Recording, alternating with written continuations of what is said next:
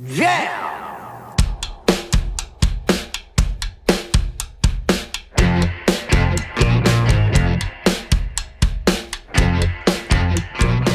It's Josh Williams here, and welcome to the One Man Podcast, episode number 66 for Wednesday, August 15th, 2018. How you doing, onesies?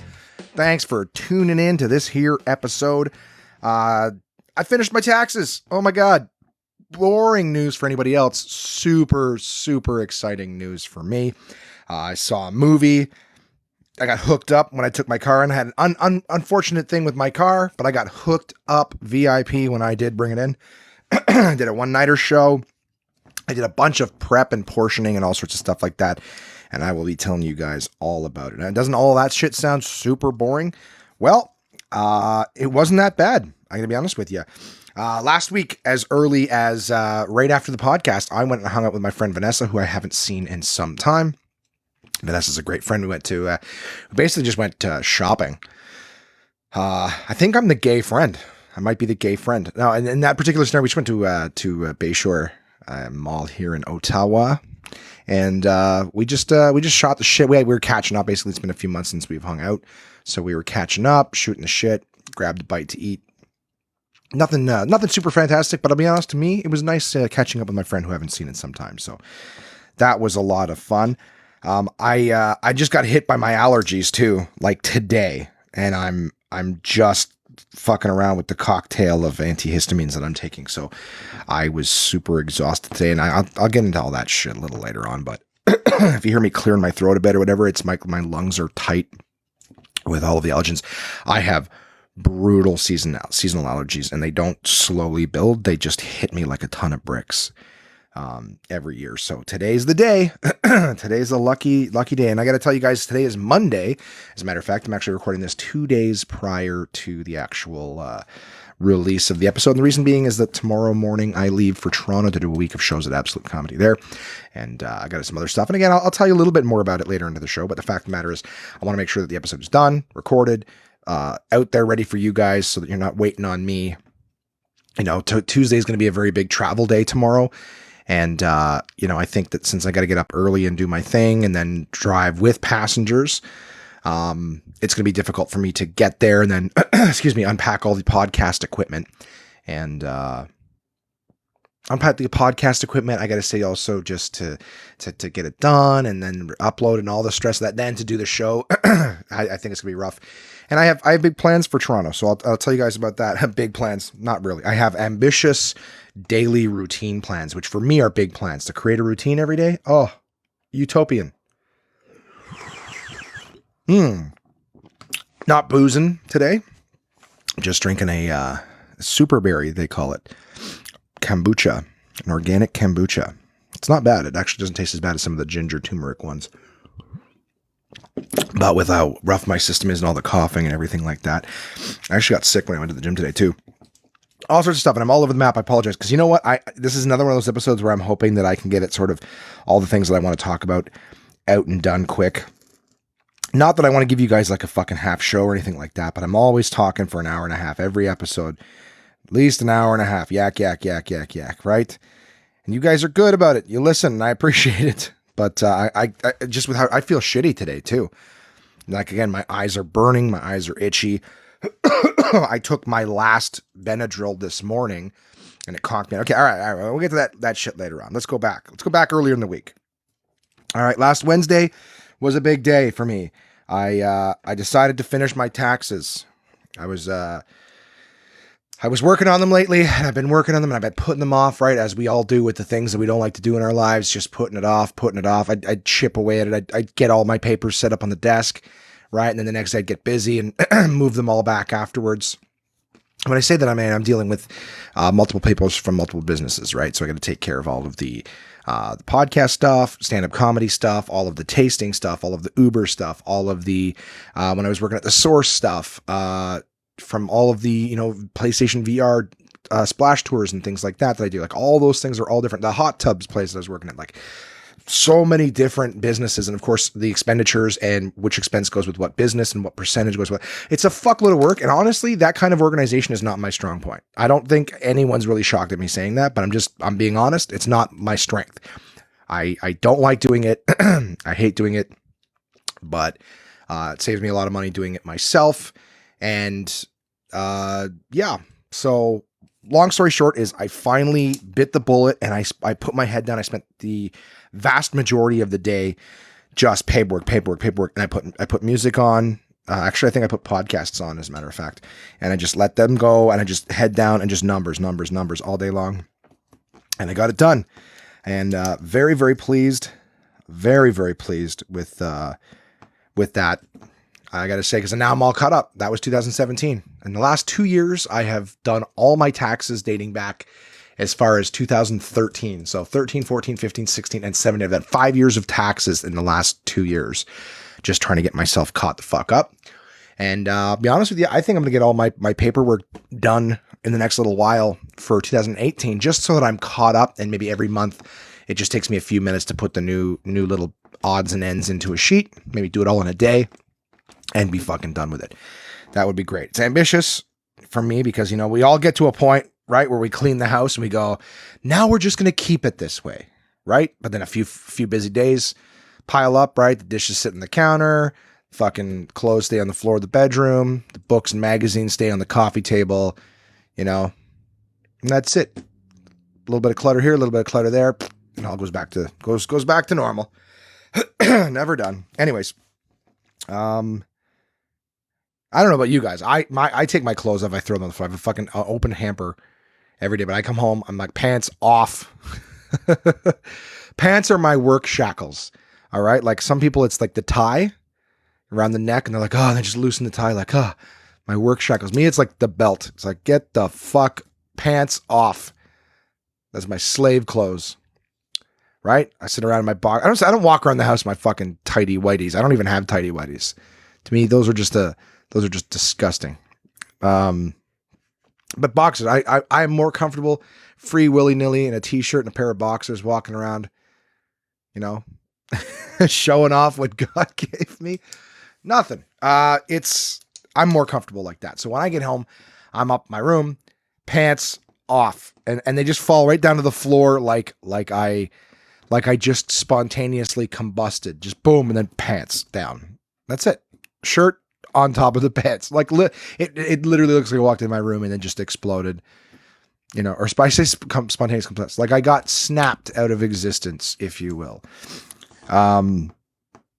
But yeah, so I don't even know how we got to the fucking pants on the floor. Oh, because of the messiness, right? The organization, and then ultimately back to me trying to keep my taxes in order. So I'm doing that. Okay, so got the taxes done, and then to celebrate, I went and I did a spot at Absolute Comedy, which was great. Was it that same night? I think I may have done them actually. No, that was Friday that I got them finished. I'm sorry. Wednesday, I just busted my ass getting them done. I did all my comedy reporting on Wednesday. Well, whatever. My timelines are all fucked up. Regardless, I was pleased with my hard work and did a spot at Absolute Comedy on Wednesday. Just working on some new material still, right? Writing here and there, little bits by little bits. So that was fun. Went well. Nothing to write home about. Nothing. No crazy experiences or anything like that. On Thursday, I was out Ubering, and I've heard for the last 2 weeks this little like clicking noise while I'm driving. It's my pen. I apologize, but it's sort of like just like. That doesn't work. It didn't sound like a pen clicking. It just sounded like a clicking, like a tapping almost. Like nope, that sounds like a pen hitting a desk. I'm not a very good Foley artist, guys. The idea was I would heard this little click, click, click, click, click, click, click, click, click, click, click, click, click. We'd just go faster and faster as the car picked up. And it was a couple weeks of hearing that. I remember at one point I got out and took a look at one of the tires and I found this like little stone stuck in between the treads. And it was like hard. I tried to dig it at my finger in the key and it just couldn't come. I'm like, fuck, I'm going to need something a little more suited for this. But I assumed that tapping was that stone because I'm like, if I can't dig it out actively trying, I mean, it's not going to just pop out on its own either. So I'm like, I assumed that tapping was the stone. I'm like, I got to get that out of there. It's a little annoying. It wasn't very loud, but it was enough that if I had the window open and whatnot, in the right circumstances, I could hear this tapping. Well, anyways, I took a look at it on Thursday, tried to find it again, and I thought it was the front tire. It wasn't. I took a look at the back tire. Boom. Big ass nail through the tire, a nail that actually had like a washer around the head. So basically the nail was in the tire and then sealed in with this washer. So it wasn't losing any air. It was perfectly sealed because of the washer, but I took it out. And apparently once you take the thing that punctured your shit out, then it makes it worse. I didn't find this out until after I brought it into the dealership anyways, but I just brought it in and said, look, I obviously need a tire patch. But I know sometimes if the hole is too close to the wall of the tire, they can't patch it. So, but they looked at it and they were like, oh, we think we got this, no problem. So I'm gonna give a shout out to my boys at Hunt Club Honda. Amazing people, Jim there, the service manager, and all of the dudes that worked with him, Patrick, a couple of the other guys. I think it was fuck. I don't want to say the wrong name, but I know Patrick's one of the guys who takes care of me there, and the new guy, I think his name was Ryan, but I could be fucking wrong. Either way, those guys took they went above and beyond. And I'm gonna say this, but I'm gonna say this in the sense that obviously this is not to be expected for everyone, and I certainly don't deserve this. But here's what they did for me, because they know me, they know what I had to do. So I'm like, I had a tasting that afternoon that I had to do, and they were like, "Can you leave the car with us? Because we don't have any, we don't really have any availability right now, but we can get it in this afternoon." And I'm like, "Well, I can't leave it for the day because I have a tasting this afternoon. I need my car. I'm driving out to Canada." So what they did was they actually gave, like, for a tire patch, a $60 tire patch, they actually gave me a loaner vehicle, which is fucking unheard of. You could bring your car, drop it off at the shop. You can get a shuttle. They'll shuttle you to work and then bring you home at the end of the day or something like that. Like, they do shuttle. They gave me a car. They're like, here, there you go. Just take the loaner car. Put me in a Honda Civic. Had my tunes fucking blaring on the way home. And then I get home, and an hour later they called me and they said they patched up. So they're like, we got it in earlier. They're like, don't worry if you still want to bring the car back tomorrow. Because basically what would have happened was I would have gone to my tasting, right, with the loaner, and I was like, I won't be able to get it back until the next day. But I told them to, like, how early do you open? Because I need to Uber in the morning. I'm not going to use your car, but I want to pick mine up as soon as possible. And they were like, yeah, don't worry about it. Just we open at 7:30. I try to be on the road for 6, but I'm like, I can lose an hour and a half, but at least. Anyways, long story short is I bring my tire in, I get my tire patched on, $60. They give me a loaner vehicle. They even expedited getting my car in. So an hour later, they had already called me to tell me that, hey, your car's all good. We got the patch done. It's good. They fuck with me too. I got to be honest with you. They fuck with me a little bit because they know I'm a comic, right? So like he called, he's like, hey dude, bad news. You don't actually need a new tire. You need 2 new tires. And I was like, and I totally believe them. Like, when you're talking car stuff to me, because I don't know anything about them, I believe everything, and I have such bad experiences with them that you tell me bad shit happened, and it's probably true. And I'm like, fuck. Thinking like I gotta spend $300 in new tires now. So I was actually prepared to be like, put the fucking nail back in, and I'll be there to pick it up shortly. The nail was holding the fucking air closed, so put that nail back in there, and I will drive it till I'm ready to replace them. But they're just fucking with me. He goes, no, I'm just joking. You got the $60 tires patch. You're all good. And I'm like, oh, amazing. So they got me in. They hooked me up quick. See, this is the kind of shit that I appreciate. I mean, that service should be. I don't mean the loaner car. All right. That was above and beyond. I know that they were just giving me fucking VIP on a $60 repair, for fuck's sakes. Take a loaner car. You know what I mean?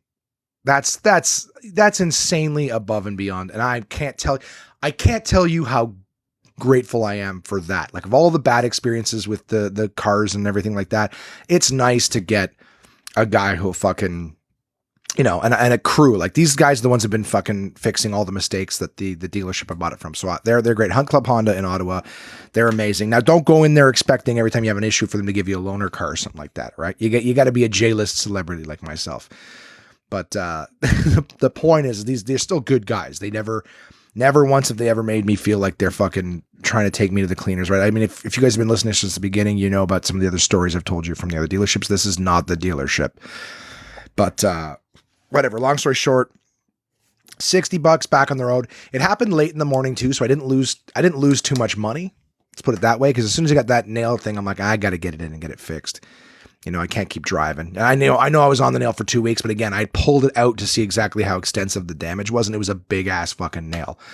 So once I tried to shove it back in and press it down with the key, it wasn't perfect, and I'm like, it could be worse. Whatever. Long story short, $60, royal treatment, back on the road, and able to drive myself to my tasting that day in my own fucking car. Which is great. So did the tasting, nothing exciting. And then later that night, myself, Simon, and Jason went to go see Mission Impossible Fallout. New Mission Impossible movie with Thomas Cruise and Henry Cavill and Simon Pegg and Alec Baldwin and a bunch of other people. it was a Mission Impossible movie, guys. I don't even know how to I mean, I don't really, oh, no spoilers. It's an action movie. Are you really going into the sixth, right? When you're six sequels into a movie, do you even expect plot to be a consideration? If you do, you're a moron. But don't say anything about it. I'm really excited to hear the story. I really want to know what story's about. I don't care about the shooting and the planes and the boom, boom, bang, bang. All right? I want to know what's the name of the terrorist cell. What are they planning? No, it's none of that shit. It's big, dumb explosions and action. It was fun. A lot of really cool action scenes. But, oh, no, as a matter of fact, too, like you're watching, the movie's super, super predictable, right? They try to have little twists and shit in it, but it's mega, mega, mega predictable. And, it's funny too, because you can see right from the trailers, like there's basically somebody's a double agent and you're like, yeah, no shit. They're fighting in the fucking trailers, you know? Doesn't surprise me. Anyways, it was fun. If you're looking for just an action summer blockbuster, turn off your brain and just, then go see Mission Impossible Fallout. It's some really good action scenes. I gotta be honest, they were talking about it like it was gonna be the biggest action movie ever made. And I gotta say, a lot of the stuff is particularly pedestrian, like shit you've seen before. I think that the most exciting thing about it is the fact that, like, in the helicopter scenes, Tom Cruise learned how to fly a helicopter, and he was pulling off some pretty crazy maneuvers, but it's nothing that you haven't seen on film before. So I think it's more like you're watching it, you're like, it's fun. It's definitely cool, but you're not like, what the fuck? Like, it's nothing groundbreaking. It's just, well, there's no stuntman. Tom Cruise is actually doing that. So it's impressive, but the scene itself isn't anything to write home about. You know, it's nothing groundbreaking, like I said. So, but if you're looking for a fun movie, if you're like one of the movies and you're like, we've already seen everything we want to see. What do you want to see? You want to see the Mission Impossible? You won't be disappointed. It's a good action movie. Some good comic relief and stuff in it too. But at the end of the day, you know, and that's what it was. We went for like a 10:30 show on a day where we've been up. So I was exhausted. But at the end of the day, like I said, it's a great movie. I didn't have to be fully aware and paying attention, you know, because it's an action movie. What do you want? You know, it's like complaining about the John Wick movies having a point. They don't. They're stupid action, but people love them. You know, it was a really good action movie. One of my favorites was True Lies. True Lies was a great action movie directed by James Cameron and, you know, starring Arnold Schwarzenegger and a very funny supporting role by Tom Arnold. Great movie. The very sexy Jamie Lee Curtis, right? I still, to this day, cannot watch that scene of her dancing in the hotel room by myself and not be like, oh, we got a little a la carte side action going on here with myself. Yeah, great action movie because it had good comic relief. It had a fun story. It had, Bill Paxton was fucking hilarious in that movie where he plays a guy trying to fuck Schwarzenegger's wife. You know, they got him out the side of the thing screaming and crying. We're going to kill you. I'm not a spy. Oh God, he looks down. Would a spy pee himself? Such a great fucking movie. What a loser. Anyways, yeah, that's the kind of movie I like, where it's funny, it's good acting, it's got a good story, and there was a wicked action in fucking True Lies, man. That was a really, really cool movie where the guy's fucking trying to shoot him while on the plane, and he flips the plane upside down. Spoiler alert, 1993, I think that movie was. But that's what action movies should be. You can do action and funny scenes and fights and everything like that, riding a horse up through the elevator, jumping across roofs and shit. That was a good ass movie.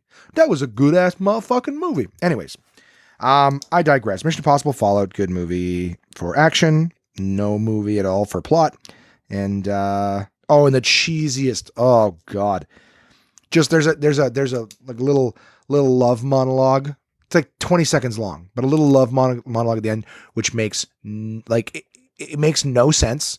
It's so cheesy and hacky, and it's not even like you could see other things in romantic comedies. Like 80% of the shit said in a romantic comedy is stupid and cheesy, but it does work because it's supposed to be that. This was just like, this felt like they were forcing it so hard, like you're expected to be like, oh, it's so sweet, and you're like, this is the dumbest shit I've ever heard.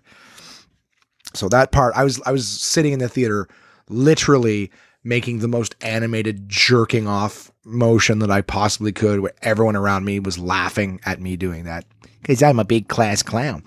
But that's how hacking. When no one was like, stop. Everyone was just laughing so hard because of what they were saying was just the dumbest shit. Friday, a very tired me still begrudgingly got up and Ubered. And that was the day I came home and finished all my fucking taxes. That was a great day. Oh, amazing. I felt so good. And then Jason and I played a couple escape rooms. They were one-shot little escape rooms in a box, one and dones. And the first one was tough. The second one was excruciatingly difficult. We were probably up until about 1 o'clock in the morning drinking beer. It's funny because we started with a less difficult one that we still struggled a little bit with. I don't want to say less difficult as in like, oh, it's easy. No, it's still very difficult. But it was less difficult. And then we were starting to get drunk and we're like, hey, want to do let's do a harder one. We could figure out a harder one. We solved 2 out of 10 puzzles in the second one.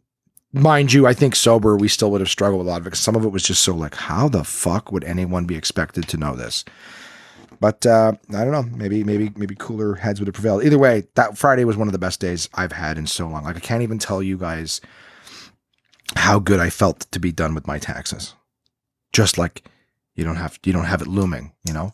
You can start prepping for next year's, but there's no taxes that have to be done. You're not behind. I didn't end up owing any HST. Didn't end up owing. I'm getting a nice little return that I'm going to put towards my trip to Los Angeles in the fall. So everything's going well. Get to put a little bit more money aside for, I don't know, guys. It felt good. Haven't received any of it yet, but at the end of the day, I'm like, holy shit, I feel goddamn good about having those done. And I've actually had just like a pretty good sense of well-being ever since, I don't feel like I have, I gotta tell you, like for the last few years, and I could tell you, like I've been at trips with Mika and the boys up to his cottage and just talking about like how worried I was about, luckily I kept good records. Like I can't imagine if I'd kept no records of all my income, and just been like, just put money in my bank account and then spend it and whatever. That's what I do. It comes in and goes out. The fact that I've kept records of everything made it a lot easier, but I was keeping records for years going, I know I need this info, but I don't know how to manage it. I don't know what I can write off and I don't know what I can't. And just, like I said, sitting in leisure moments where you'd think you'd be that. And I'm just saying like, fuck, I'm so stressed out about these. It's been sitting over my head for quite a few years now, is having all this stuff and not knowing what to do with it and delaying doing it because I was worried about making a mistake. I was worried about, submitting the wrong thing under the wrong section. And then they're like, you owe us $5,000. I'm like, fuck, I don't have $5,000. Well, we'll just take that plus interest from anything that you make. I go, okay, that's going to ruin my life. Because that's the thing, right? People tell you stories. Well, you got to get it filed. If you don't do it right, they'll assess you and then they'll garnish it. I'm like, holy fuck. People always go worst case scenario. Plus, people don't know what the fuck they're talking about. But long story short is it's done. It's over. It's in the rear view. Every year has gone well. And I don't know. I guess I'll have to find something new to worry about all the time. I'll try to get ahead of 2018 so I can get it done and filed right away. It's just, I think that's the thing with the government. Something like if I'm obviously an anxious person. You guys can hear it when I talk in the podcast. You hear just about anything I do. It's just that idea like of the government just coming in. Like finances are such a fucking tricky thing for a lot of people. Tricky in the sense, just like everyone worries about money, right? It's a reasonable thing to say. A lot of people worry about money. So the idea that like, you already feel like you're scrimping and trying to get by. And then you're like, oh, by the way, if you fuck this up, something is going to come in and just take a chunk of money you don't have, or you're going to owe a bunch of money you don't have. Right. It's like, that's why something happens to your car that you don't know about. Immediately the fucking panic happens because you're like, well, what's this going to cost me? How much money am I going to lose to something that I totally didn't anticipate? Right. So you mix those fucking events in with, whatever. You know what? I think I'm going on and on explaining something that you get. I think you get it. And I apologize. All I'm saying is, God, does it ever feel good to like it feels like such a weight off my chest to be done with taxes. Cause I felt like every single day waking up, I'm like, I got to do my taxes today. And then just every mental excuse, right? Just to not do it, find other things, other little smaller tasks to do. Now I feel like, honestly, I could have a day where I just pick up my Xbox controller or my PlayStation controller. Yeah, I have both. And just, I feel like I'm at the point where I could waste a day in video games and be okay with it. You know, I always say to you guys, like, I feel guilty whenever I watch a movie or something like that. Listen, last few days since those taxes were done, oh my God, I have wasted some time. You know, still doing good, still being a good bitch in other regards. But the fact of the matter is I have been able to just watch a show and not been like, no, you gotta be doing something else. And that's something else. When I've used that analogy several times. That something else was always taxes first. In my head, whenever I was fucking around, in my head, it'd be like, you know, there's other things you need to be doing. And I go, you're like, what? And they go, you know what you should be doing. Oh, fuck. I do have to do that. No. I'll go downstairs. I'll do some food prep, or, you know, I'll go to the gym maybe, or I'll fucking, no, I'll go write some comedy. Writing comedy will now be the new thing. But since there's no actual deadline, you know, except for the day of my death, there's no immediacy for that. So I know that I can do some writing for some days, and then, you know, I can take a day and go, just do what you want to do, you know, maybe jump on the ellipse for 20 minutes, and then the rest of the day you go ahead, you pick up that controller and you escape into some fantasy land where you're fighting dragons and befriending fairies. Because I do like those fantasy style games. I think I'm just, you guys are hearing a minor mental breakdown. I'm just falling apart. It feels good. This is like that like lunacy moment where a guy goes rolling around in a field of flowers. He's lost his mind with happiness. This is me right now. I feel wonderful about being done these goddamn taxes. That's all I'm trying to say. That's all I'm taking 20 minutes to say. So after having done that and playing the exit games, I got up Saturday morning, a new lease on life. And what did I do? First thing I did, waking up, I think we drank a lot, and it was Saturday, so I don't Uber early on Saturdays, is I think I got up at like 10 o'clock in the morning, and I drove to Bayshore. I drove across the city, because when I was there with my friend Vanessa, I got Torino Grill, and I don't know if that's around other places, but let me tell you, it is couscous with nice vegetables on, vegetable sauce on the couscous. Oh, delicious. A couple different kinds of rice, right? Peppers and broccoli medley on top of that. You know, they give you a nice scoop of hummus, scoop of garlic sauce, and then chicken, a nice piece of pita bread. Oh, let me tell you, it's just nice veggies. Yeah, there's carbs, but it's delicious with hummus and garlic. Oh my God, it was good. I had that on Tuesday night. It was so goddamn good that on Saturday when I woke up, I said, yeah, I can have something a little bad for myself. It's good for you and bad for you. All right. Because it's pretty healthy. A lot of veggies and things like that, you know. But I went there Saturday morning and I crushed the entire thing. Usually I'll take the pita that they give you and I'll throw some of the meat and the rice and everything there. I wrap it all up in the pita, and then that's a sandwich for later. And then I eat the remainder. I crushed all of it. And was I full? You bet your fucking ass I felt sick. I ate myself full and sick, but still felt great about it. I go get up, blow some money, drive across the city just for a meal, just because you want to. You've earned it. And that was my celebration meal, all by myself at 11 o'clock in the morning at Bayshore Shopping Center. And then I went to the LCBO. You bet I did. But Josh, you're drinking. Yep. My drinking problem. I haven't had a drink yet today, as a matter of fact. I think. But yeah, I went to the LCBO and I picked up some bottles of wine. Again, I'm enjoying my wine. I'm trying to, no, I'm not really trying. I was going to say I'm trying to drink less. I'm not trying to drink less. I'm trying to drink differently. I enjoy having the wine. I'm trying to use the wine as an incentive to read more, which sounds like the stupidest fucking logic. I'm like, pour myself a nice glass of wine. And I mean a nice glass, not a $10 bottle. No, get yourself a nice little $20 bottle, nice red. I personally enjoy drinking red wine while reading. I find that red wines just have more character. White wines taste better. So if you're doing something social and you're going to be drinking a few glasses, white's nicer, easier on the lips and the palate, I find personally. But I do find red wine has a lot more character to it. So a nice sipping, if you're sipping on it every now and again, that taste going to be in your mouth for a little bit. I like a red wine. I'm like, my favorites are Cab Sauves, but I am poking around in different areas, trying to try some different ones. I got a Syrah the other day, which is the same berry as Shiraz, but but I got a couple of award winners. There was a nice little clearance going on. So I got a $25 bottle at $6 off, and I think it was like a $30 bottle at $7 off. So I'm excited to crack those bad boys. I'm telling you right now, the LCBO has deals on wine all the time. You guys have told you before, go into the LCBO. That's the liquor board in Ontario. I'm sure every liquor store in North America has something like this, but go into their fucking clearance section, man. Find something delicious that's got a good hefty reduction on it, and have yourself a good time. All right. So yeah, on my way home, long story short, I picked up a few bottles of wine. I came back and I fucked the dog all day. For anyone who doesn't know what that means, I did sweet F all. I actually watched Thor Ragnarok with Jay. He was on the phones for Absolute. So we were just sitting around watching Thor Ragnarok. And then I had a show at the Best Western. Yeah, fancy hotel, right? It was a one-nighter. The group, happy birthday, Phil. It was a birthday party for Phil. Phil is a great dude. It was his birthday. We started quite late, but we were having a good time. They gave us a wicked bar tab. So they're just like, yeah, he's like, go ahead to the bar. You guys have all got a tab there. So help yourselves to whatever you want to drink.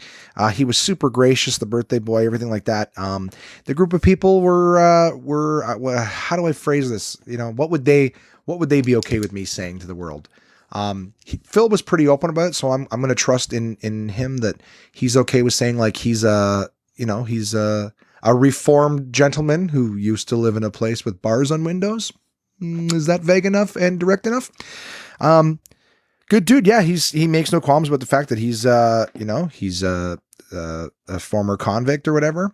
Again, I hope that's the term, but he was great. His people were great. Like, I gotta tell you, like, one of the coolest, nicest, most reformed. That's not. This is what I was trying to say because my brain's still working on the right terminology. Not like he was gracious. He was on the mic having a good time. He had a great sense of humor. Like, they were basically saying that the dirtier and the more racy we could be, the more fun he would have. And so, show was great. It was myself, Colin O'Brien, Michael Friedman, Ryan Denis. Ryan, the feature act came all the way from Kingston. He too knows people who've basically had experience, in the correctional system. One second, I'm gonna sneeze. Woo! There's those allergies coming back. But yeah, so he was a really good choice for the headliner for that show too, just because, just with Ryan's experiences. It's, like I said, knows a lot, but basically, like I said, from Kingston, right? Because Kingston has, I think, a few correctional facilities too. So, he's familiar with that kind of culture and stuff like that. It was a good show. All in all, sorry for all the clicking, guys. It was a good show. All in all, we had a great time. Stayed there pretty late in the night, having some drinks with those boys. I haven't had that much fun at a one-nighter in a while. So, a good Saturday night.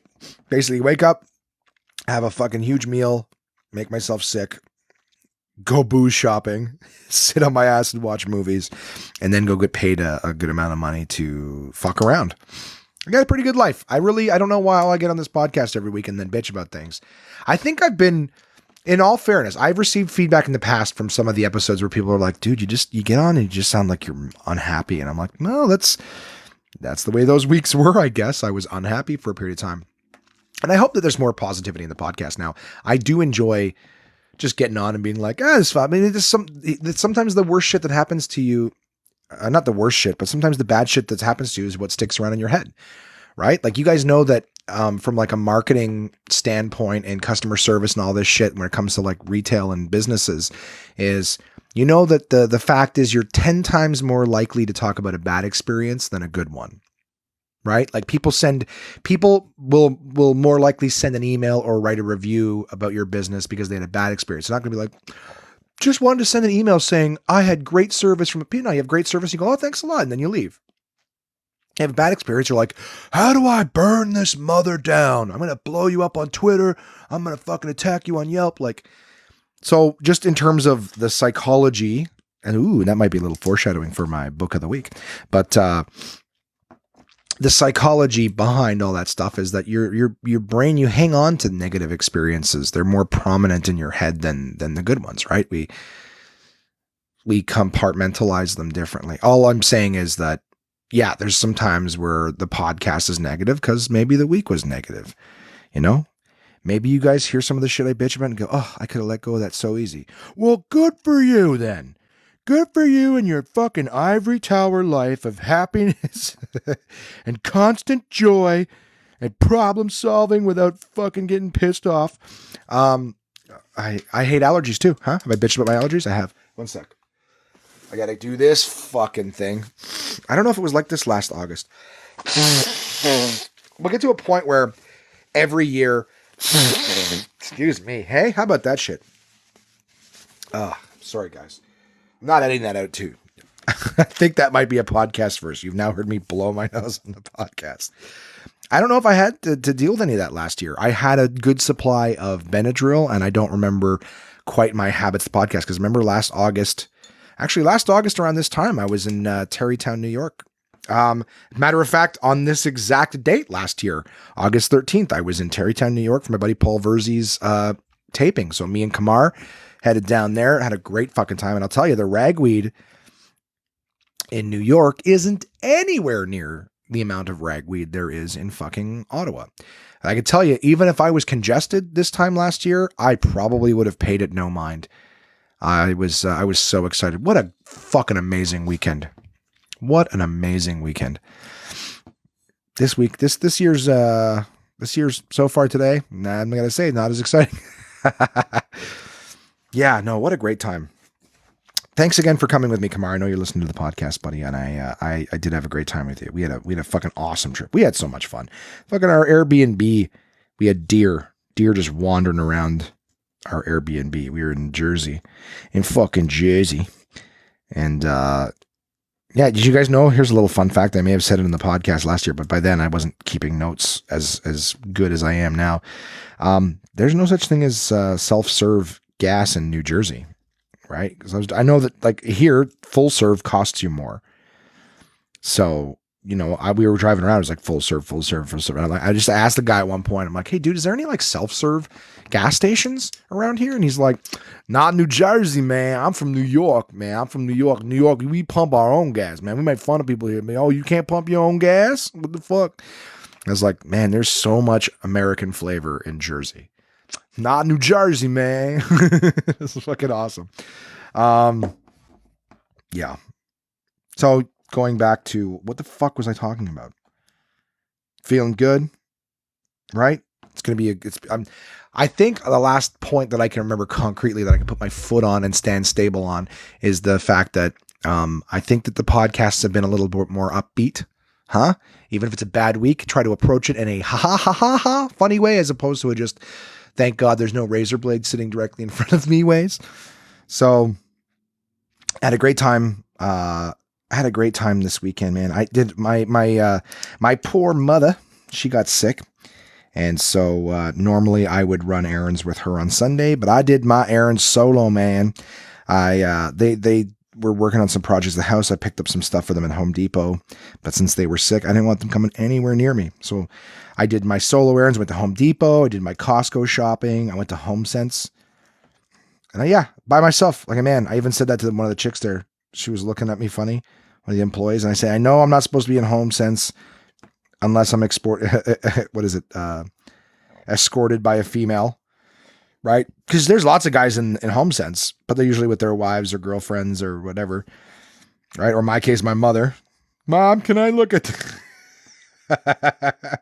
Mom, look how pretty these couch cushions are. Mom. I did a huge organize. Again, it's Monday, so I can say yesterday.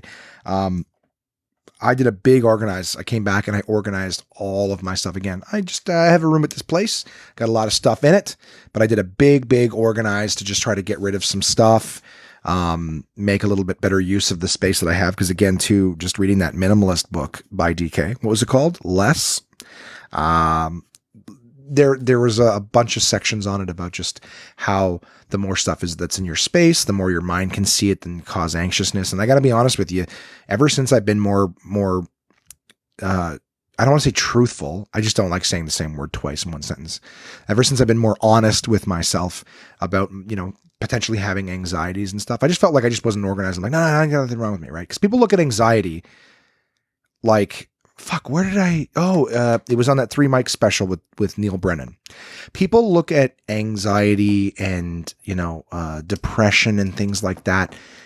There's a lot of people who still just think that if you say you're depressed, then you're just some pussy or whatever that can't, that just doesn't want to do anything or whatever. Like, depression can be particularly debilitating. I know I have definitely suffered from it at times, and fears and anxieties and neuroses and things like that. Like, I know I can definitely, like, my mom for like the longest time, she's just like, oh, you're just anal. Like, I wouldn't talk to her about anxiety or anything like that, but I would say, like, something would happen, whatever, and she's like, oh, you're so anal. I'm like, no, it's not, I'm not trying to be anal. I've got anxieties about something. So, like, the thing is, like, if I'm trying to organize something and then, like, a bunch of people are like, oh, let's help, and then everyone starts grabbing things and moving things, I know that there's probably a few people out here listening who can maybe relate. Maybe some are like, what the hell's wrong with you?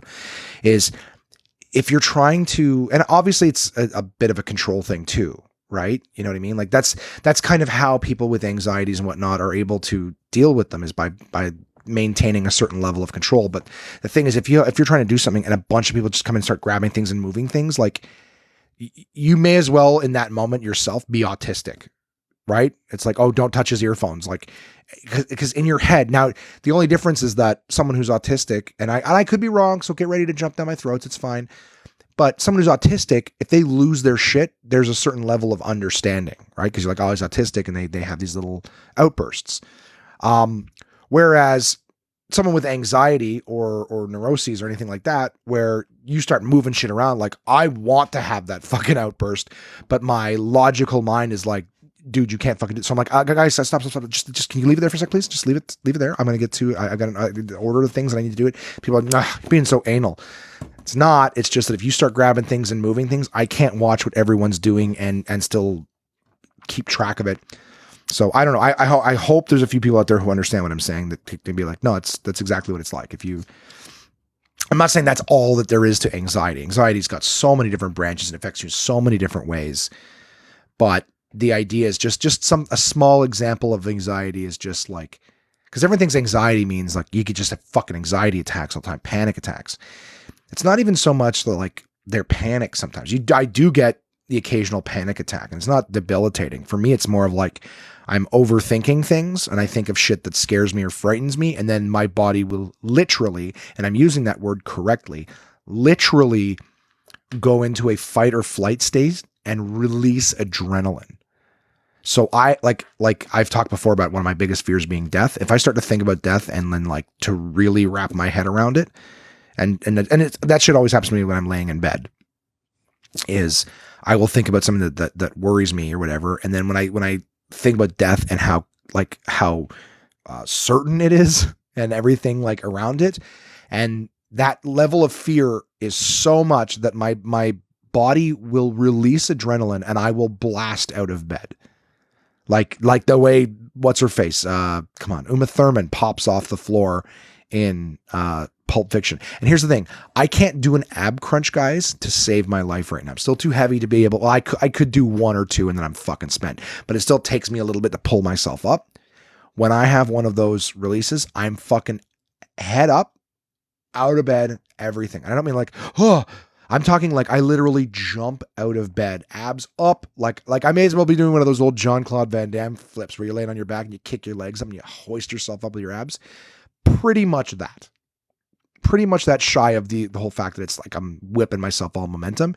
It's like body up and then jumping out of bed. Anyways, the fact of the matter is that to me is like my anxiety, but then it's over. As soon as I pop up out of bed, like the adrenaline's released and I'm like, Jesus Christ, and I fucking move around for a couple seconds. I'm like, oh, like it literally, it's fight or flight. That's your body is literally releasing the adrenaline because in that moment, I have cornered myself mentally with such a fear that my body doesn't realize it's just a concept that I'm thinking of, or not a concept, but I'm thinking of something. The fear is not really there, or sorry, the threat is not really there in front of me, but my body knows how scared my mind has gotten and has released that as a way of trying to give me a chance at survival. Like, I hope that makes sense.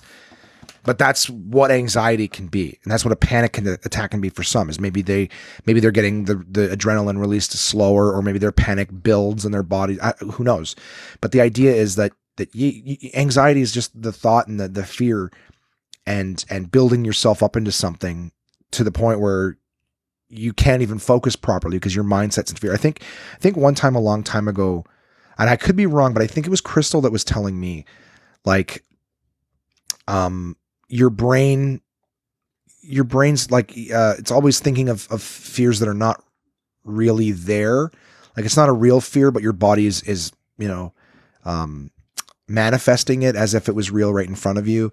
And you have to, you almost, when you feel it starting, try to remember that, like, this is not a real thing that's right in front of you. Like, even just, we all have little concerns and stuff, like, paying the bills and shit like that. Am I going to make enough money? And where am I going to be in a year? Like, human beings have become, we've conditioned ourselves to always be asking questions that kind of don't necessarily need to be asked all the time, but we're always asking. We're always sort of creating our own little panics and concern. I don't want to, and panic isn't right. I know not everyone panics, but a lot of people are just concerned all the time. Stressed is another example, right? Like, if you can't understand the concept of someone having anxiety, but you walk around talking about stress, like, just know anxiety is just the whatever you're stressed out is. Like, some people are walking around in that state all the time, and then guess what? They get even further. They get their stressed out version of already maximum you're stressed out, whatever. All I'm saying is, I don't know where the fuck I started that big long rant, to be honest with you.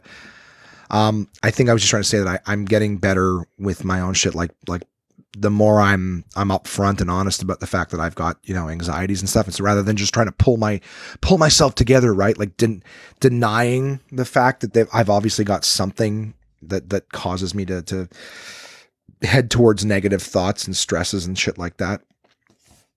But, yeah, I'm, I going back to that less book or whatever, just having the organization or whatever, like, the more shit you have out, I think this is what led to it, is the more shit that you have out in your space or whatever, the more it looks like things you have to do, the more your brain has to focus on all these different things. And it sort of all reminds you of shit that you have to do, kind of thing. Maybe not necessarily shit you have to do, but just, if you look at a wall of books and you haven't read any of them, there might be a little bit of a pressure, like, no, I should read some of these books. You know what I mean? If you have a pile of clothes on the floor, as I discussed earlier, then it's like, oh, maybe I should pick this shit up and throw it in the fucking wash. Or organize it, or give some of it away. Oh, look at all these, I don't know. Fuck. I don't know. It's not my job to give examples, but you're the one who brought it up. Well, valid point, but I'm going to move on from it. I think too, that's another one of the reasons why a lot of the books I choose to read from DK and whatnot are ones about mindfulness and, eating better and everything like that, because, a lot of people have said that in order to have a good mental state, you need to have a good, you need to take care of your body too. I think it was Colin O'Brien, as a matter of fact, was like, take care of your body and the rest of the stuff sort of gets better too. So that's why the mindfulness books, the minimalism books, the essential oils for just the synapses, right? Because I thought that was one of the funniest things when I saw that book. I was like, I'd be interested to learn a little bit of this. And I'm like, everyone's gonna bust my balls for reading an essential oils book. But when I read the book and it was talking about all the different ways that smells and scents and oils can activate the brain and cause it to remember calmer states and whatnot. Like I was saying too, like, we all know to put tea tree oil on burns and skin things, right? No one's like, that's fucking hocus pocus. Like, there's just oils that to use in certain times, right? So this is more of like, okay, well, you use this for that. To smell that creates this. It goes into your cerebellum, and makes your limbic system or whatever the fuck it is. I can't remember which set was where. It was just one of those, like, you can calm yourself literally through using your senses. Right? Smell something that will induce a calmness, like anti-anxiety and stuff. So I thought it was fascinating. Read that fucking book. It was a great book. Great book sitting on the shelf. I'm going to go through it and try some things a little bit later on. I want to, when this trip is over, again, I'm not spending any money on stuff like that until I've gone to this Los Angeles, right? This is going to be the defibrillator to my comedy career. Go down to Los Angeles. I'm going to take my A material on some stages there, and I'm going to watch absolute monsters that I've never heard of before. Just the LA level of open micer, I assume. and comic, and just try to hold my A shit up against the stuff that they're doing and use it as hopefully a shot in the arm to, fucking bring it. Right. I'm going to be Rocky in one of those montages where he loses. I'm going to go have the fight, not be ready for it, right? Think that with all my experience that I've had in the past and all my successes I've had in the past, I'm like, it's going to be good enough. I'm going to get in the ring with these fucking guys and I'm going to get knocked the fuck out. And I'm going to be that story where I get up, right? And I start punching meat in the freezer. I start carrying logs through the woods, running up mountains in Russia. Be like, now I'm ready. And then I come back with new, stronger dick jokes to fight my competitors. So, yeah. But that's why all the books, on psychology and eating better and yoga and mindfulness and all that stuff it really does help with the anxiety. And I can't wait to get back into yoga. It reminds me of another thing I need to do. Get a hold of my buddy John at Yoga Town. I think that we might have another partnership opening up. I got my crew. We may as well close off the week. All right. Today, I Ubered with my allergies. I took a Benadryl, falling asleep behind the wheel, just in the sense I was really, really drowsy. And I was like, all right, I got to stop. But I ended up way out in Canada. So I dropped off the ride. I'm like, going to pull over to sleep. There's a Costco there. And I'm like, yeah, maybe I'll catch a few Z's and then wake up when Costco is open and do a little bit of last minute shopping for my Toronto trip. To which I did. And I went to the gym with my buddy Peter, got a workout in, came back and had a nap, right? Because 2 hours of driving, hour of shopping, right? Hour at the gym. That's nap worthy, isn't it? Right? I'm bitching about my life. My days is I got a good life. Guys. But yeah, I went to sleep and then I woke up. The Benadryl had worn off and back to the itchy eyes and everything like that, and the sneezing and the blowing the nose and all that stuff that you've heard. So, and I'm actually out of my allergy medication. So I'm thinking of doing the. Tell me if this works. If you guys run into this, is I will take like Benadryl for a few days, and I only started getting drowsy off it the last couple of years. I used to never get drowsy off of it, but take Benadryl, get drowsy off of it, and it will work for a couple of days, and then it stops working, and then I got to switch to like one of the 24-hour ones. And I'll switch to the 24-hour ones and it'll like work for a day or two. But then the problem is like halfway through the day, it stops working and I can't take another one because it's like 24 hours and don't mix it with anything like that, right? You Google them. There's a lot of people too. I don't know if I've ever talked about this before, but I've certainly thought it. There's a lot of people who don't give a fuck what the directions on a bottle of pills say. They'll be like, just take like 3 Tylenol. It's like, yeah, but it says like maximum 2. Like, we should take 3. They're like, yeah, I've seen people take 4 of something you're supposed to take 2 of. And they're like, it's all right. I go, what do you mean it's all right? You're playing with drugs. Who the fuck told you that was okay? They're like, I just have a really bad headache. I'm like, that's why you take 2 instead of 1. I don't know. Some people just take more of stuff, but I like the effects of some of these, like, the Arius. I get the generic style Arius from Costco, but it's like those ones you're not supposed to mix them with other stuff because you can the what it does to like your nervous system, like how it affects your nervous system. And people are like, just take a Benadryl. I know there's ones that you can overlap. So if you take one of something, you can take something else. I haven't done all the research. I've looked at it a few years back, but the fact of the matter is, and what I'm getting at is I have to keep switching up what allergy medications I take. And I get it bad. I get it from like this point in August till end of September with the ragweed. So I have to keep mixing shit up because it'll work for a few days. And then I got to whip something else onto it, do a 24-hour one, then go back to, something else. Claritin, Arius, Dristan, Benadryl, Allegra. You got to keep switching it up. What a fun. So if anyone has something that works for them, if anyone has gone through that, like I would love to have your suggestions. Now, if anyone's like, I just use this. And if you use it all season and you never have a problem, then I don't want to hear about it. I have tried all of them. But if you're like me and you have to keep switching stuff up because it stops working after, a week or two, but then you found a solution that works, I'm up for it. Alternatively too, if you have any other like suggestions for allergies, would love to hear them. I mean, I guess even if you've just never had issues, if you've had really bad allergies and you found one thing that works, I might be willing to try something again. I don't know if you have to do it long term. Some people are like, we got to start taking them for a few weeks before they start to work. I don't know. I hate fucking allergies is all I'm saying. So I leave for Toronto tomorrow morning, which for you guys will have been yesterday. And I'll tell you all about that. I'm doing a Kanga ride thing, new service where I now have 2 full trips. So I leave Ottawa. I bring 3 passengers with me. We leave at 10:30 in the morning. We drive to Toronto, easy peasy. They drop them off right near the club. And Bob's your uncle. A little bit of cash for for driving there. So basically saves me the cost of forking out the money for gas myself. A little bit of company in the car, and that's that.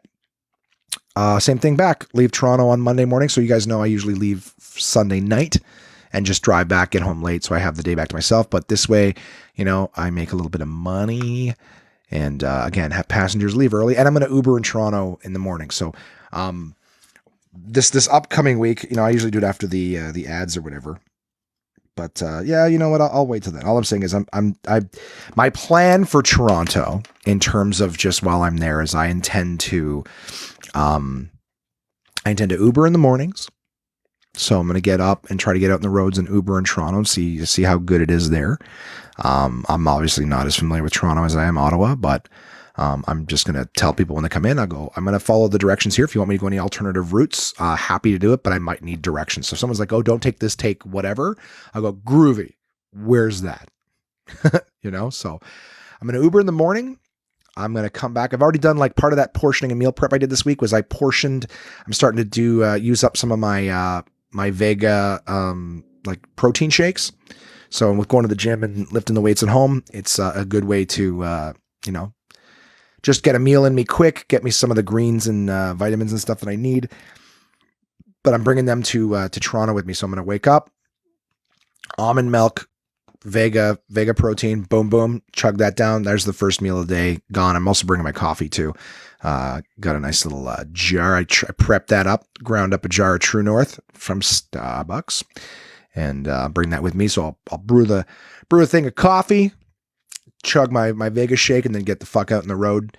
Start making that Uber money. I'm gonna come back and have I made some like granola, Kia, hemp heart sort of mixed stuff. So I'll come back and have like a little granola breakfast with almond milk, right? Trying to keep it relatively healthy. And then I've got some chicken and rice that I made up that I'm going to be bringing with me to Toronto too. So have some decent little meals in the area. Who the hell is this? Huh. And a little text from Uber. Here's your code. My code for what? I didn't ask for anything. Maybe their ears were burning from me talking about them. So, come back, have my breakfast. Right across the street from the condo is a Good Life. So I'm gonna bring my workout shit and then try to hit that up. My goal is to be done my Ubering and my workout by like noon, maybe 1:00 every day. Then there's what's right around the corner? A fucking awesome Starbucks. So my goal is to go around the corner and try to get a couple hours of work writing in, and then fuck around with some new jokes while I'm doing the shows at night. So that's my plan for Toronto, right? And then when the shows are over, don't stick around and drink all night. Get back to the condo, hit the hay, get up an Uber, and do that up. Okay, so that's what I got. That's what I got going on. I started watching Orange is the New Black again, season 5, not the new season, season 5, because I got into, just in terms of being able to watch shows again, I got into watching a little bit of TV again, guilt free. But I think season 6 of Orange is the New Black just came out, and a few people were saying that it's good. I also know, like, Crystal and I were watching season 5 back when we were together, and I think both of us found it particular. Like, we found that all of, like, if I've talked about this already, I'm sorry. I have had this conversation with a few people, and I don't think I've had it with you guys. Orange is the New Black. I enjoyed it when it first came out. It had it had some good comic relief, but there was still a sense of urgency and fear being in a prison system. And in season, the later part of season 4 and the first part of season 5, they made so much joking, and they made the characters really, really stupid. Like, they started to make the characters so stupid that they were just saying really dumb things. Like, they were turning them all into like Matt LeBlanc and Lisa Kudrow from Friends. You know, just where they would just say the dumbest things, and it was supposed to be funny, but like Crystal and I would just look at each other and be like, really? You know, like I started rewatching the 5th season again because I couldn't remember what had happened. We quit halfway through anyways, and I couldn't remember what episode I quit. So I just started over the season. But there's one that's like, oh my God, we need a key to get in here. She's like, what? You know the key? She's like, oh, we need a skeleton key. No way, man. No way. Skeletons freak me out. It's like, really? That's the joke. And there's just so many. Oh, like they just said dumb little kid things to each other. We got here first. Firsties, worsties, or whatever. Like just stupid little things, you know, going out of their way to just like. I think that people really like the Suzanne character, or whatever, Crazy Eyes, and she would say silly things because she was on the spectrum. But then they just started having other characters say really dumb things and whatnot. And then just before you knew it, every character was dumb, saying stupid things, and you'd laugh like, not tasty, whatever. So if you guys don't even know the show, then you don't even know what the fuck I'm talking about. One of the characters though, she's never been bright, but she never said dumb things. Now she's saying things. She's messing up the name. She was honestly, they were almost trying to do what Ricky does on Trailer Park Boys, where he's just like, oh, you know, worst case Ontario. I'm watching these goddamn documentaries on Saskatchewans. What do you mean Sasquatch? You know, I passed my test with flying carpets. But anyways, the fact that I just started doing that shit. So I lost interest. I'm like, show's supposed to be about prison and the fucking how scary it is to be in prison and how to make life in prison work. And it's just a bunch of jokes. Like nothing felt serious or worrisome. It's like you chicks are just fucking around all the time. It's like a goddamn country club. You just all dress the same. Right? So nobody has to fucking shit on anybody else's attire. So we're all just wearing the same thing.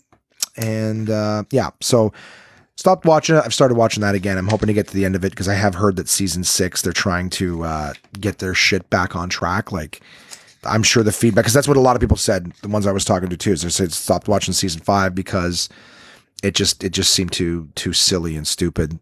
So I've heard season 6 is good. My mother binged watched it when she was feeling ill, so I figure, okay, well, she also felt it was kind of dumb season 5, but she watched it all, and then she watched season 6, so she said it's much better. So that's what I'm doing. All right, well, that was a pointless fucking rant, right? Time to talk about our partners, guys. Our partners who? First one is always Uncle John's Bathroom Readers from portablepress.com. And it's funny, I grabbed this article a while back. I was going to read it a few episodes back when I was talking about playing Splendor and whatnot. But Splendor's a game that, like I said, Simon, my roommate, my mom has played. The few people who've played it, it's a very easy game to learn, but it definitely, there's some strategy to be developed in it. A lot of fun, but it's a game where you play a covetous jeweler, and you're making jewelry and all sorts of stuff like that. And they have all sorts of different gemstones in it and even gold. And I found this article not too long ago that's called That's Rich. So some interesting facts about gold and gemstones. I thought it'd be a perfect little article. Just, of course, maybe a few weeks too late after talking about all that stuff. So, sorry, I got to keep sipping on something, or the itch in the back of my throat from the allergy just gets unbearable. So some interesting facts about gold and gemstones. Where was the first U.S. gold rush? Not California. It was North Carolina in 1803. Started when a boy found a 17-pound nugget on his father's farm. It supplied all the gold for the nation's mint until 1829. So when I read that, I was like, that fucking nugget supplied all the gold till 1829. So just the way they've got it formatted here, I had to go back and reread it. So it's North Carolina in 1803. It supplied all the gold for the nation's mint until 1829. So it's North Carolina, not that fucking nugget. It is estimated that only about 100,000 tons of gold have been mined during all of recorded history.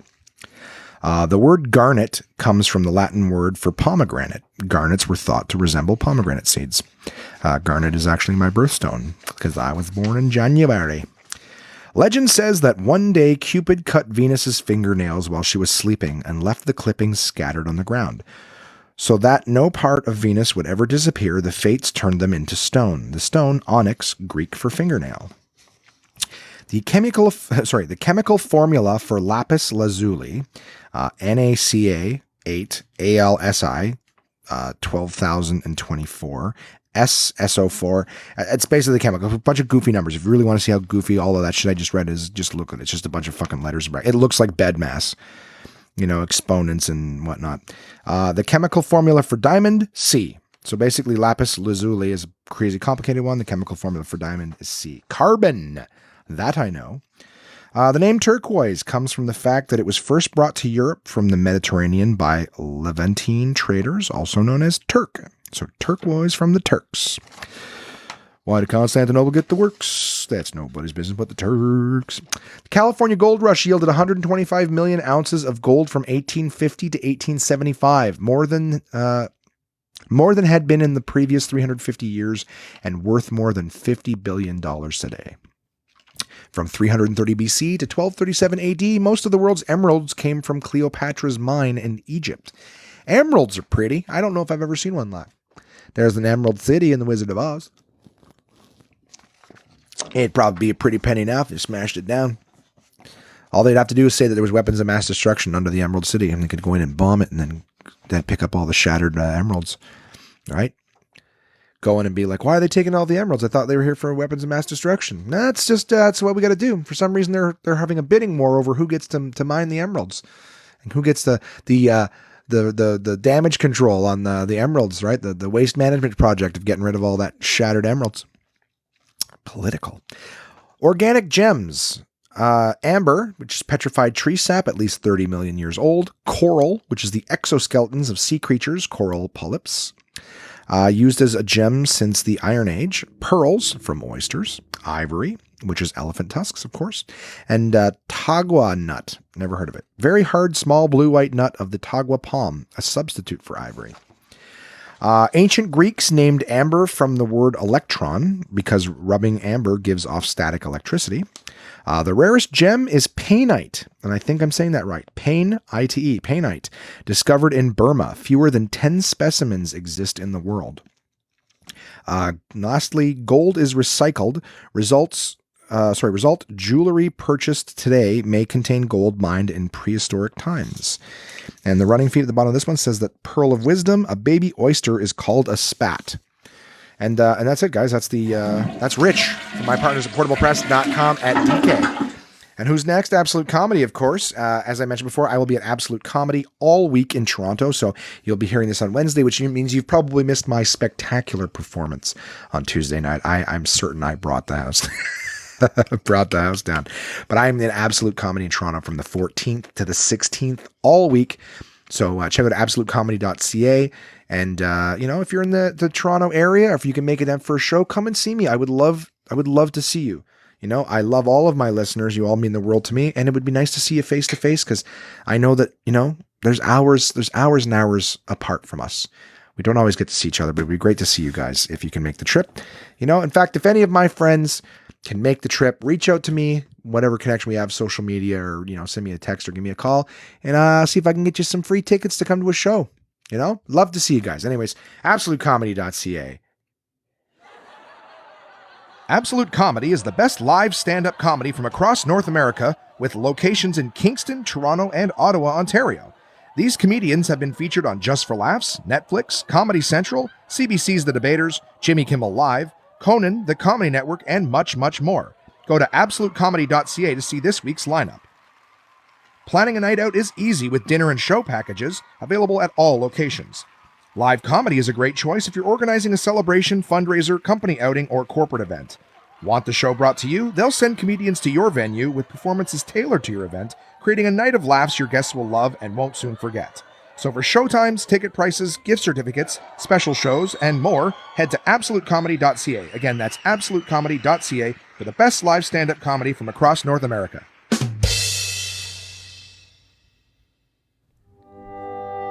The sun gives life to the orchard. The orchard gives life to the apple. The apple gives life to Somersby.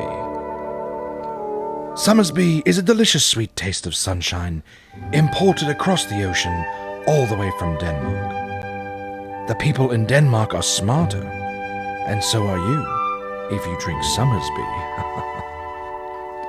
With flavors like apple, blackberry, pear, elderflower lime, red rhubarb, and a taste as regal as this fake accent, there's something for everyone to enjoy. And now you can try try them all in the Summersby Mixer Pack, available wherever fine beverages are sold. So go on and try for yourself the crisp, refreshing taste of Summersby. Your taste buds deserve it. Please drink resplendently. Oh, and there's got to be one more. Did I forget anybody? Nah, I never forget them. My partners at DK Books, Dorling Kindersley. Guys, this week I read almost entirely. I did get pretty close to the end, and I'm still going to finish it. I just didn't get it finished in time for the podcast because I usually have an extra day.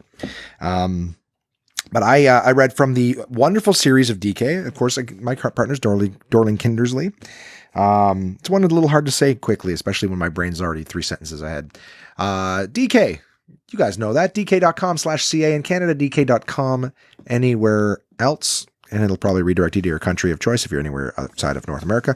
But from the wonderful series that they called the How It Works series, I read How Psychology Works. The facts visually explained. Now, I have previously reviewed, sorry for all the thing, out of nowhere sometimes, I guess all the talking, I get little bit of burps. So instead of just into the microphone, I just have these weird sort of burp hiccups that slow me down from talking. You know, sometimes your body just make you take a break. Guys, How Psychology Works from DK's How It Works series. I previously from the series reviewed the How Business Works book, and I learned quite a lot. I know a reasonable amount of business, you know, but I learned a lot of stuff that I didn't previously know in the business books. I just learned subtle differences, but of course a lot more about, come on, like the differences between a global and a multinational. Right. So you can be all over the world, but the business can be a multinational. Anyways, I'm talking about another book I've already talked about. This one is psychology. And this one here has been really, really interesting. It talks about the different kinds of psychology. And I actually didn't realize that some of the things I knew about psychology came from different sects of psychology. So for example, there's the one that I was most familiar with. I just knew it was Freudian. But that one is like, oh God, I'm going to sneeze again. Jesus Christ. Freudian, which focuses a lot on, like Freud's the one who came up with the Oedipus complex, right? That, you know, you want to fuck your mother. Essentially, not a lot of people, not a lot of psychologists necessarily agree with, and not a lot of psychologists are Freudian psychologists. However, even though it's just a TV show, Frasier and Niles are both Freudian psychologists. Or at least Frasier is. I don't know if Niles was a different one, but Niles was a different one. But there's psychoanalytical psychology, where you're basically delving into the subconscious and you're trying to learn what's going on in the subconscious and unconscious mind. There's behavioral psychology, where that's more referring to Pavlovian, where you know you can affect the brain and the thoughts by association and conditioning. So for any, I doubt any of you don't really know what it is, but Pavlov's dog was the thing that every time Pavlov would feed the dog, he would ring a bell. And then it got to the point where he would remove the food, and just the idea that ringing the bell would make the dog salivate, just because he associated that bell ringing with food. So you could just ring the bell and it would make the dog salivate. You know what I mean? That's Pavlov's dog. And that's what people are referring to anytime, you know, I do know some people who know the term, but they didn't know where it comes from. So if you're referring to a Pavlovian effect, what you're saying is that you've conditioned someone based on something else to have a certain response. There's humanism, psychology, Gestalt psychology. There's a lot of different ones. There's cognitive psychology, behavioral psychology. But it's very interesting because each one of them does different things. Some of them think that, your physiology, some psychologists, the biological psychology, it's like just your, so I'm going to give you a little breakdown. So it's basically saying that your DNA dictates how you respond to things too. So, these are just, I'm doing very broad strokes, because obviously I can't translate a 300-page book on the fucking brain, in 2 minutes. If I could, man, I should be working for this company, right? Little quick snippets with Josh. So, there's 3 different kinds, like a couple of little snippets they've got here that they break down quickly, and I'll do that with you guys. So psychological, the different kinds of psychology. So psychological, this approach is based on the assumption that biology shapes behavior. Physiological. I apologize. These are 3 different stages of the biological psychology that I was telling you guys about. So there's physiological. The approach is based on the assumption that biology shapes behavior. It seeks to discover where certain types of behavior originate in the brain, how hormones and the nervous system operate, and why changes in these systems can alter behavior. Then there's the medical. This branch explains and treats mental disorders in terms of physical illness. Disorders are considered to have a biological basis, such as a chemical imbalance in the body or damage to the brain, rather than causes linked to environmental factors. And finally, genetics, which says this field attempts to explain behavior in terms of patterns that are laid down in each person's DNA. Studies of twins, especially twins separated at birth and raised in different homes, have been used to show that traits such as IQ are inherited. So that's just one example. And these are like the broad strokes at the beginning of the book, just sort of giving you different classifications. Then they have a whole section on psychological disorders, which I found really fascinating. There's just, I'm flipping back through it to try to remind myself of some of the ones I saw, but depression was in here. So I was talking to you guys about that earlier. There's a big section on depression, bipolar disorder. What was the other one? I'm just flipping through some of these ones. Oh yeah, the seasonal one, which was interesting, right? They call it SAD, seasonal affective disorder. That's the one where you're supposed to put on lights on your face. There's panic disorder, right? The one where you put on lights on your face is supposed to make you feel better because the sun goes away for 6 months. But it has agoraphobia, claustrophobia. Like, you get an idea. I really enjoyed being able to learn some of these different ones. There's selective mutism, which is sometimes you decide not to talk. And of course, as always, DK's books are very visual. So they've got flow charts and things like that. So, they talk about hoarding, hoarding is here. I obviously, certainly, there's ADHD and shit like that. And those ones, they explain stuff, and a lot of them sound very similar. That goes right into dementia and all sorts of stuff like that. But one of the ones that was in here, they even have pyromania, kleptomania, and pyromania. So get that shit. But I got to tell you, like, all the different disorders being in here was super, super cool. So here's one that the old fuckface, that's me, can relate to a lot, which is the binge eating disorder. So why don't I give you guys a little bit of this? So I'm just going to read this page, but to give you an idea. So once they go into a different disorder, they give you a bunch of different sections, right? So there's a flow chart here, a cyclical flow chart, which I will read to you, and then and I'll give you what the breakdown is as well. So with this condition, a person regularly overeats to cope with low self-esteem and misery. Although in fact, the persistent, uncontrolled binge eating makes depression and anxiety worse. So what is it? A person with binge eating disorder regularly eats large amounts quickly when not hungry, alone or secretly, and feels shame and self-disgust after a binge. They feel they have no control over how much and how often they eat. Varying degrees for myself, but to an extent. Like, I don't try to do it. You know what? I do it. I don't want to say in secret, but I will, if I had one of those days where I'd crush a pizza, I'll bring it into my room. I'm not going to eat it publicly because, again, I know that people will be like, what the fuck are you doing? So it says they feel they have no control over how much and how often they eat. Low self-esteem, depression, anxiety, stress, anger, boredom, loneliness, dissatisfaction with the body, pressure to be thin, traumatic events, and a family history of eating disorders are all factors that increase the risk of developing it. The disorder can also develop after the person follows such a strict diet that they are left very hungry and have food cravings. That definitely happens. It is the most common eating disorder in the U.S. Okay. GP may diagnose the disorder from the person's weight gain, the most common physical effect. Treatment. So that's another thing that they have too. As always, they don't just give you a problem, they give you a fucking solution too. So treatment, psychotherapy. And then, of course, it tells you certain pages to look into that in groups or one-on-one. Self-help programs through books, in online courses, as part of a support group or supervised by a health professional. And finally, antidepressants prescribed along with therapy. So here's the binging cycle. People with a binge eating disorder are using food as an instant, albeit negative way to relieve emotional pain instead of finding positive methods of tackling the underlying cause. The result is a perpetual cycle of eating, relief, depression, and yet more eating. So because it's a cycle, I just have to pick a spot to start. So let's see. Low mood returns. Let's start there. With self-disgust, because of the guilt and shame of associating with binge eating, anxiety rises and depression sets in as eating provides only short-lived pain relief. Relief from increasingly distressed feelings comes only with thoughts of food. The need to eat to relieve depression grows in urgency, the person plans a binge, often buying special foods for that purpose. The person eats a large amount of food rapidly, regardless of degree of hunger, often in secret, may be in a dazed state while eating, and may feel uncomfortably full afterwards. Anxiety drops as eating temporarily numbs the feeling of stress, sadness, or anger, and then low mood returns with self-disgust because of the guilt and shame associated with binge eating. So it just goes back to that cycle, and of course it goes around and round.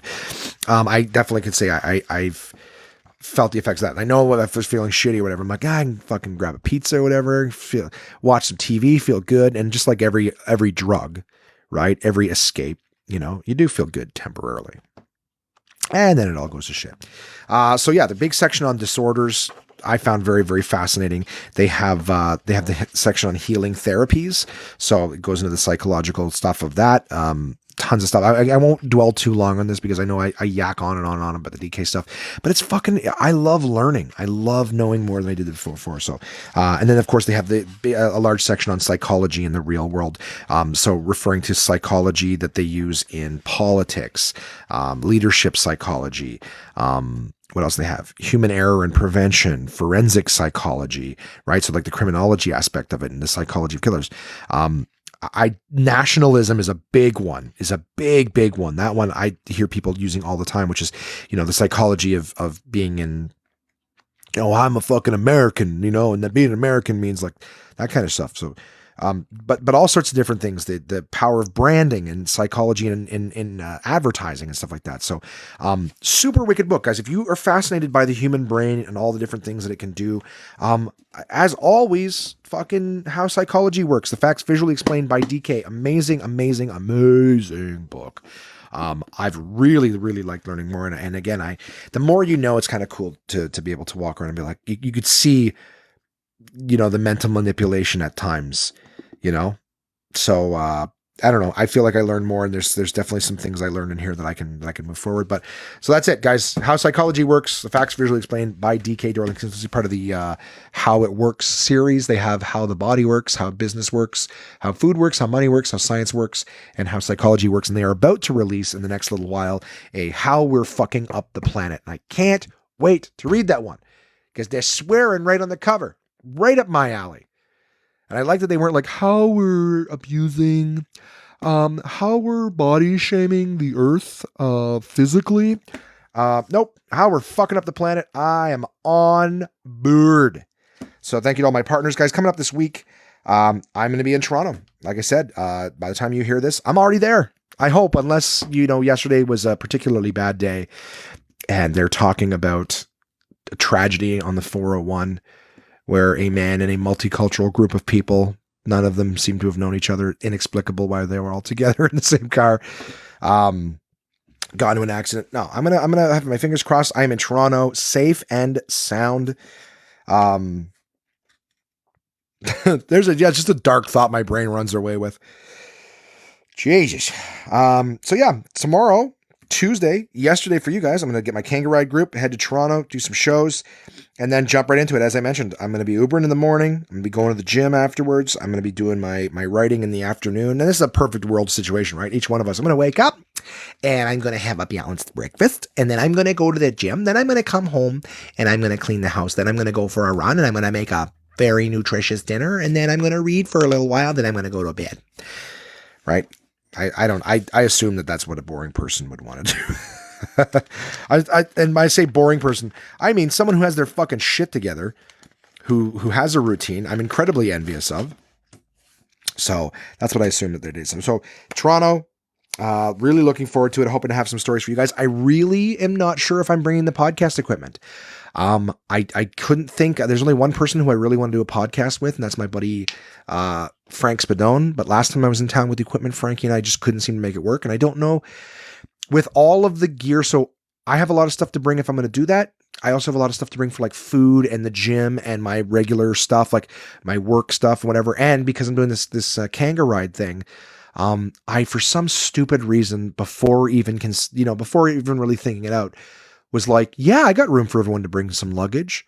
So now the car is going to be jam packed if everyone does in fact bring luggage.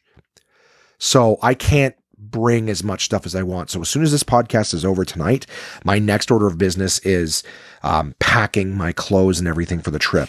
I'm going to try to get it all done so that, I can maybe fit all of my work stuff, so my laptop and my iPad and all of my tech stuff into my backpack. I'm going to try to fit all of my clothes. And I'm also doing a tasting, as a matter of fact, in Toronto. My team from Karma that I do the tasting with, they're actually coming to see me on Thursday night. They're all in Toronto, so they're excited. They're going to come see me on Thursday. I'm going to tie one on with those good people. And then on Sunday, I'm going to be doing a tasting. So I'm actually going to have to buy a lot of the stuff that I normally use. I got a set here like trays and things, little tools and tongs and shit. I'm going to have to buy it all in Toronto because I'm not going to have room to bring all that shit with me either. So all of this is to say that I don't think I'm going to have any bonus episodes. And to be honest with you, there was a couple times in previous trips where it was just like when I recorded the episode with Pete Johansson, I had so much fun and Pete's a great buddy, but I almost made it back to the condo too late to like shower and change before the show. So if things had been a little less organized on my part, I might actually be late for a show. And with construction and everything going on in Toronto, I just don't want to put myself in a position where I'm going to be unprofessional. So I'm okay with the week being all about eating right, making money, doing shows, and writing jokes. And then, bonus episodes of the podcast, be damned, I say. And if you guys want me to do interviews, well, then tell me. Say, Josh, loved the interview with so-and-so. Do more of them. Hey, learned that so-and-so is a comic in Toronto. Maybe next time you go, you could talk to him. Remember, the more I hear from you guys, the more I try to make it happen. So contact at onemanpodcast.com. If you want to send me an email, tell me what's going on with you. Talk about your experiences with anxiety, your experiences with allergies, whatever you want to talk about. You know me, I don't give a shit. You want to tell me about a new fucking blender you got? I don't care. I just want to communicate back and forth a little bit because right now it's just me yelling at my wall. No emails this week. So how about that? Podcast is pretty much over, guys. I want to thank my sponsors as always, portablepress.com, absolutecomedy.ca, Summersby, and dk.com/ca in Canada, dk.com in the States. As always, guys, Facebook, Twitter, and Instagram. There's also a YouTube channel, One Man Podcast. You're going to find it. Feel free to follow it and whatnot. I do want to say that if you are for some reason listening to this on Facebook or Twitter, where this posts automatically as well, it would be great if you subscribe to it on any of the podcasting platforms. So if you have iTunes, if you have Apple device or if you have an Android device, feel free to reach out to me. If you're listening to this on Facebook, it's probably because we're Facebook friends. Feel free to message me and I would be happy to help you subscribe to it on your other listening platforms. That way you're not stuck to your computer or using your data, streaming it off of Facebook, or if for some reason you navigate away, it cuts the episode off midway. Point I'm making is just subscribe. It helps me with the numbers when you guys are watching on Facebook. I've actually, surprisingly, I had to do this because one of the partners that I was talking with, who we still haven't solidified things, but if we do, it will be good, very, very good for me and very, very bad for me at the same time. And when that comes through, I'll be able to explain what I mean by that. But they were asking about the numbers for the podcast. And when people, like, there was some episodes that have had X amount of downloads from the site. So when I look at that episode, it's only had X amount of downloads. And then I look at it on Facebook and it's been viewed several hundred more times than actual downloads. So the reason I'm asking you guys to, and of course I had to scroll through the Facebook page and find the episode just to be able to look underneath it and see how many views it had. So what I'm saying is, if you are listening to this on Facebook or Twitter, those numbers aren't really put in a place where I can find them and easily show them to potential sponsors and partners. So feel free to subscribe to this on your Apple device under the podcast app, or it's on the Google Play Music on your Android device. Just type in One Man Podcast. You should find me, hit subscribe, and now it comes in automatically. You don't have to go looking for it. You don't have to find it in your Facebook feed. The new episodes will be downloaded automatically, absolutely 100% free. They even have settings so that they only download when you're on Wi-Fi. So, and I think that's a default. So you don't put yourself in harm's way. All you do is you still get to hear me, but at your leisure, at your choice, when it works for you. Stop an episode, come back later on, all that fun stuff. Again, all my subscribers who are there, thank you guys for listening to that particular little pitch. I know that you're already doing it, and it doesn't make sense for you to sit through all that. You're already doing it, for fuck's sakes. But and of course, for anyone who is listening, now I know a lot of you guys who are my subscribers, I would love for you to write a review and give it 5 stars on your on whatever platform you're listening to. If you're listening to it on iTunes, I keep calling it iTunes, the podcasts app. You can get it on iTunes. It's just that's where it's on the computer, not on your device. Right there in the podcast app, there's a star system. You can scroll down a couple episodes. It'll ask you to rate it. Feel free to give me 5 stars and just write a little, hey, love the podcast, blah, blah, blah. The more reviews, and this is courtesy of Kamar for reminding me, the more reviews and ratings that it's given, the more relevance it gets on the internet and iTunes. So it may help show up in front of other places and give it a little bit more notoriety and substantiation. Not really. So yeah, as always, guys, I appreciate you listening and all my different rants and plugs and all that stuff. I'm hoping to have a fun week in Toronto, and I hope to have a really wicked, fun episode for you guys next week with a lot of great stories and good times. I hope you have a great week. Toronto people, come see me, and I'll talk to you next week, guys.